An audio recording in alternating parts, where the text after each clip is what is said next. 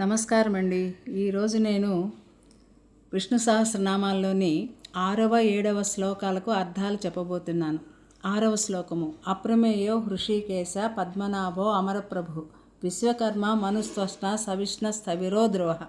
దీని తాత్పర్యము: భగవంతుడు కొలతలకు అతీతమైన హృదయమును అధిపతిగా, పద్మమే తన నాభిగా తెలియజేయబడువాడు. ఆయన దేవతలకు ప్రభువు, విశ్వమును నిర్మాణము చేసినవాడు, మానవ జాతికి అధిపతి అయినవాడు, సకల రూపములను చెక్కువాడు, అందరికన్నా ఎక్కువ వయసు కలవాడు, తానే ధ్రువమై స్థిరమై ఉన్నవాడు.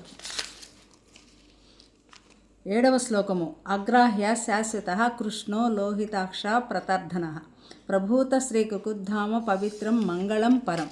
దీని తాత్పర్యము: పరమాత్మను మన గ్రహణములకు అతీతమైన వానిగా, చీకటికి ఆవలనున్న వానిగా ధ్యానము చేయవలను. ఆయన ఎర్రని కన్నులు కలిగి మార్పులకు అతీతముగా ఉండేవాడు. ఆయన చక్కని రూపముగా ఏర్పడినవాడు, 3 నామములు కలిగినవాడు, వెలిగే తన మార్గమైనవాడు, మరియు నిర్మలమైనవాడు, అత్యుత్తమ మంగళ రూపము కలవాడు. ధన్యవాదములు.